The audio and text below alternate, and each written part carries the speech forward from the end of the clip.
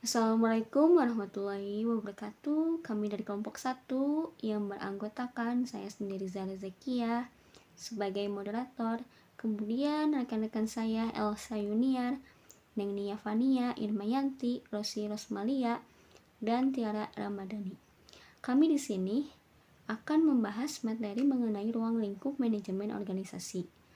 Sebelumnya, terima kasih kepada Bapak Acep Samsudin selaku dosen pengampu mata kuliah organisasi dan manajemen bisnis yang telah memberikan kesepakatan kepada kami untuk menyampaikan materi ini. Baiklah, kita langsung saja pembahasan berikutnya. Yang pertama mengenai pengertian manajemen yang akan disampaikan oleh saudari Tiara. Kepadanya dipersilahkan. Baik, di sini saya akan menjelaskan tentang pengertian manajemen. Yang pertama, secara etimologis. Secara etimologis, manajemen merupakan seni untuk melaksanakan dan mengatur. Hal tersebut yang mendasari manajemen sebagai seni mengelola dan mengatur agar tersusun secara rapi. Yang kedua, secara terminologi. Manajemen secara terminologi, suatu rangkaian aktivitas yang terdiri dari perencanaan dan pengambilan keputusan, perorganisasian, kepemimpinan, dan pengendalian yang diarahkan pada sumber daya organisasi untuk mencapai tujuan organisasi secara efektif dan efisien. Dalam hal ini, efektif berarti membuat keputusan yang tepat dan mengimplementasikannya dengan sukses. Yang ketiga, menurut ahli. Menurut Kohn dan Wehrich, manajemen adalah proses merancang dan memelihara lingkungan di mana individu bekerja sama dalam kelompok secara efisien mencapai tujuan yang dipilih. Materi selanjutnya akan disampaikan oleh saudari Rosi. Kepadanya dipersilahkan. Organisasi. Organisasi pada dasarnya digunakan sebagai tempat atau wadah di mana orang-orang berkumpul, bekerja sama secara rasional dan sistematis, terencana, terorganisasi, terpimpin, dan terkendali dalam memanfaatkan sumber daya seperti uang, material, mesin, metode, dan lingkungan, sarana prasarana, data, dan lain sebagainya, yang digunakan secara efisien dan efektif untuk mencapai tujuan organisasi.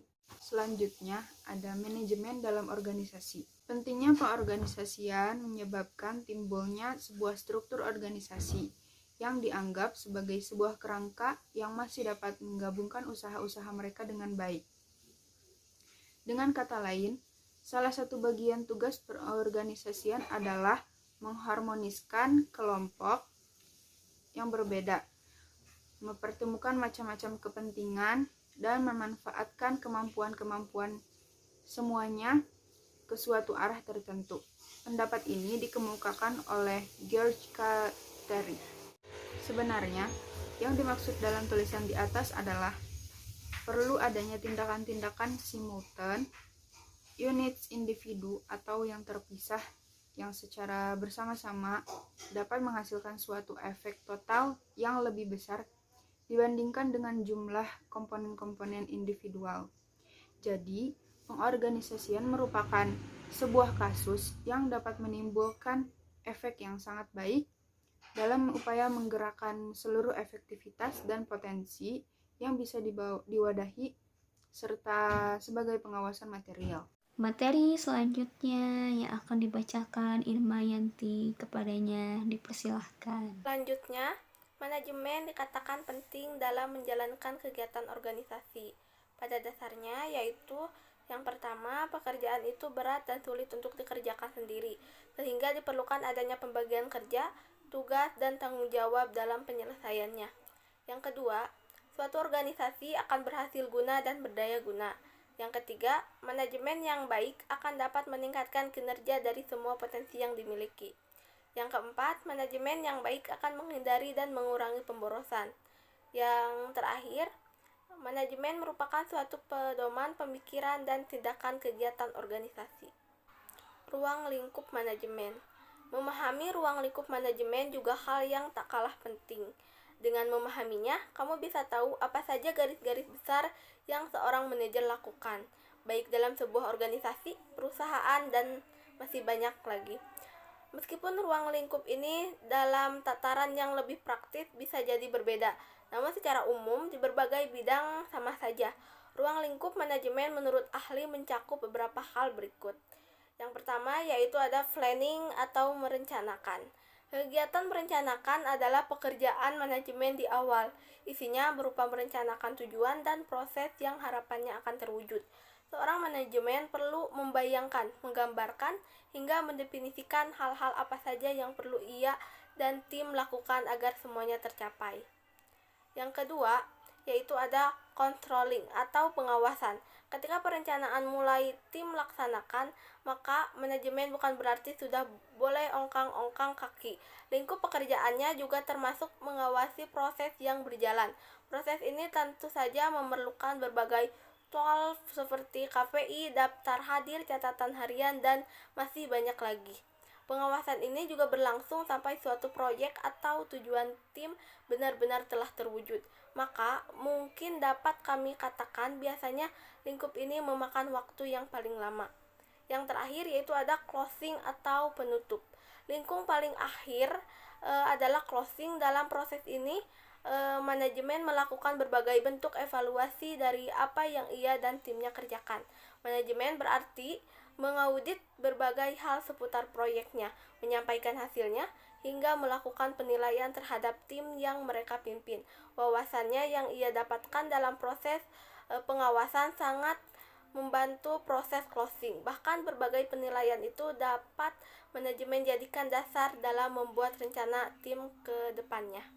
Materi berikutnya mengenai tujuan dan fungsi manajemen organisasi yang akan disampaikan oleh Elsa. Kepadanya dipersilahkan. Tujuan manajemen organisasi. Tujuan utama manajemen dalam sebuah organisasi adalah untuk mencapai apa yang diinginkan oleh organisasi tersebut dengan cara seefisien mungkin, sehingga dalam jangka panjang dapat menjamin profitabilitas organisasi tersebut. Manajemen dalam organisasi bukanlah sesuatu yang bisa diabaikan, terutama pada bisnis yang sedang berkembang. Tanpa adanya pengelolaan yang baik, akan menyebabkan kemunduran profitabilitas perusahaan hingga berujung pada perpecahan secara internal. Yang selanjutnya ada fungsi manajemen organisasi. Yang pertama ada fungsi perencanaan atau planning, merupakan fungsi yang paling mendasar dalam sebuah manajemen. Perencanaan merupakan suatu rangkaian proses pemilihan atau penetapan tujuan organisasi dan penentuan tujuan organisasi, juga penentuan berbagai strategi yang dibutuhkan untuk mencapai tujuan. Yang kedua ada fungsi pengorganisasian atau organizing, merupakan rangkaian aktivitas pembagian tugas yang akan dikerjakan serta proses pengembangan struktur organisasi yang sesuai dengan tujuan perusahaan. Yang ketiga ada fungsi pengarahan atau directing, bertujuan mengarahkan atau mengendalikan agar dapat meningkatkan keefektifan dan juga efisiensi kerja agar lebih maksimal. Dan yang terakhir ada fungsi pengendalian atau controlling. Tujuan dari fungsi ini adalah untuk menilai pekerjaan yang telah dilakukan oleh semua sumber daya manusia yang ada di suatu perusahaan. Materi terakhir yang akan disampaikan oleh Neng Nia, kepadanya dipersilahkan. Peranan manajemen dalam organisasi. 1. Peran interpersonal, yaitu hubungan antara manajer dengan orang yang ada di sekelilingnya. Yang kedua, peran informasi adalah peran dalam mengatur informasi yang dimiliki, baik yang berasal dari dalam maupun luar organisasi. Yang ketiga, ada peran pengambil keputusan, adalah peran dalam membuat keputusan, baik yang ditentukan sendiri maupun yang dihasilkan bersama pihak lain. Konsep manajemen dalam organisasi. 1. Manajemen sebagai ilmu pengetahuan. Dikemukakan oleh Ludger Gulich, manajemen adalah suatu bidang pengarahan yang berusaha memahami mengapa dan bagaimana orang bekerja sama untuk mencapai sebuah tujuan. Yang kedua, manajemen sebagai seni. Dikemukakan oleh Henry M. Boutzinger, manajemen adalah seni dalam mengambil keputusan. Artinya, manajemen merupakan kemampuan, kemahiran atau keterampilan menerapkan prinsip-prinsip serta teknik-teknik dalam memanfaatkan sumber daya secara berdaya guna untuk merealisasikan tujuan. Yang ketiga, manajemen sebagai suatu profesi. Manajemen diartikan sebagai profesi karena manajemen membutuhkan keahlian tertentu dalam mencapai tujuan. Di zaman modern ini, semua jenis kegiatan harus dimanajemeni. Dalam arti, aturan yang jelas, dan sekarang manajemen sudah merupakan suatu profesi bagi ahlinya. Mengapa demikian? Karena dalam kegiatan apapun, pekerjaan harus dikerjakan secara efisien dan efektif, sehingga diperoleh masukan atau input yang besar. Baiklah, semua materi yang telah tersampaikan, sekian yang bisa kelompok kami sampaikan. Kurang dan lebihnya mohon dimaafkan. Wassalamualaikum warahmatullahi wabarakatuh.